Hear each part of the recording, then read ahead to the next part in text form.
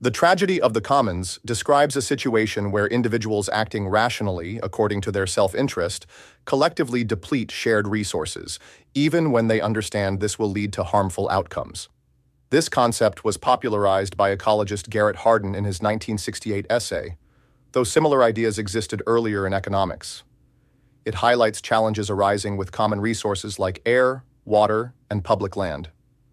The tragedy occurs because each person receives the full benefit of exploiting the resource, while the costs of depletion are distributed across all users, creating a powerful incentive to maximize personal gain despite the foreseeable collective harm.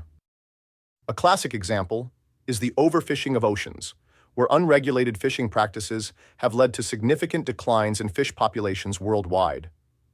With oceans being communal resources, fishermen may harvest as many fish as possible to maximize their immediate gains, especially when they fear others will take what they leave behind. This competitive extraction creates depletion cycles, leading to collapses in fish stocks, disrupting marine ecosystems, and threatening food security for communities that depend on these resources.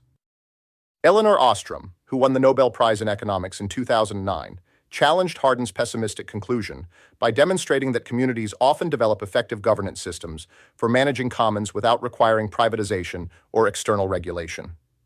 Her research documented numerous cases where local users created rules, monitoring systems, and graduated sanctions that successfully maintained resources for generations.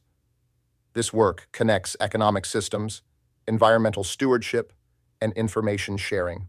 Today, technological tools enhance these community efforts through satellite monitoring, digital tracking systems, and distributed databases that provide transparent information about resource use, fostering accountability, and enabling global collaboration in sustainable resource management. The tragedy of the commons manifests in the carbon emissions of businesses through rational economic incentives rather than ignorance. Companies operating to maximize shareholder value face a disadvantage if they voluntarily reduce emissions, while competitors don't, as they bear the full cost of mitigation, while the benefits are shared globally.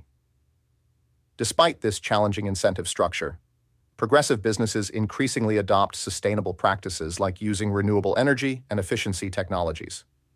Some companies have achieved carbon neutral or negative operations, demonstrating that environmental stewardship can align with business success when proper governance systems and market signals are in place. This concept connects deeply with several important ideas in business and economics. First, forward-thinking companies can develop competitive advantages by investing in sustainable products and technologies, turning environmental challenges into market opportunities.